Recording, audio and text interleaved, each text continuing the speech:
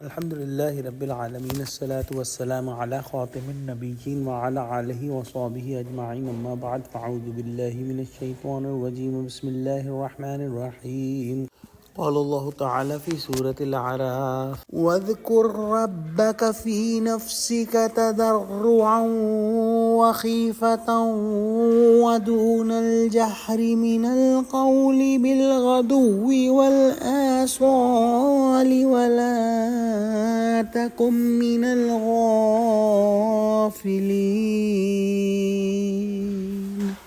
ترجمہ: اور اپنے پروردگار کو دل ہی دل میں عاجزی اور خوف سے اور پست آواز سے صبح و شام یاد کرتے رہو اور دیکھنا غافل نہ ہونا۔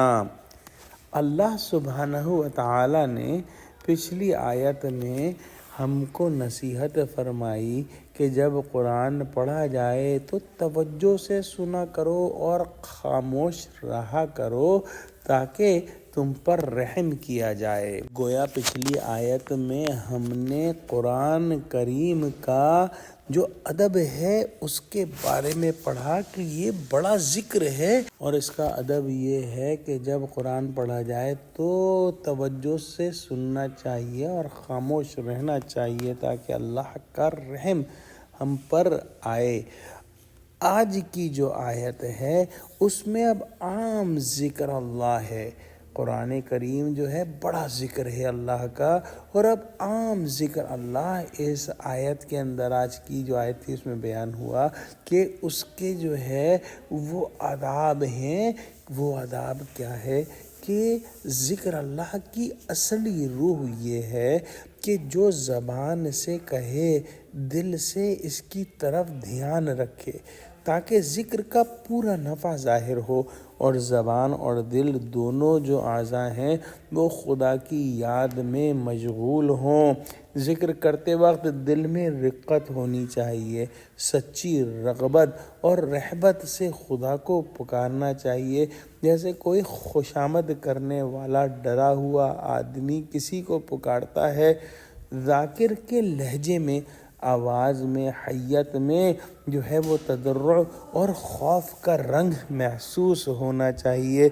ذکر اور مذکور کی عظمت و جلال سے آواز کا پست ہونا قدرتی چیز ہے، اسی لیے زیادہ چلانے کی ممانعت آئی ہے۔ دھیمی آواز سے سرن یعنی کہ خاموشی سے، یا جہرن یعنی کہ آواز کے ساتھ خدا کا ذکر کرے تو خدا اس کا ذکر کرے گا۔ پھر اس سے زیادہ عاشق کی خوش بختی اور کیا ہو سکتی ہے کہ جس کو پکارا جائے وہ جو ہے آپ کی پکار کو سن لے۔ لہذا اللہ سبحانہ و تعالی کو اپنے دل کی گہرائیوں سے اور عاجزی اور خوف سے اور دھیمے پست لہجے میں سے صبح اور شام یاد کرنا چاہیے، اور اس کام سے یعنی ذکر سے اللہ کے کبھی بھی غافل نہیں ہونا چاہیے۔ دعا کرتے ہیں کہ اللہ سبحانہ و تعالی ہم کو ایسی زبان اور ایسا دل عطا کرے جو ہر وقت اللہ کے ذکر میں مشغول رہیں۔ آمین۔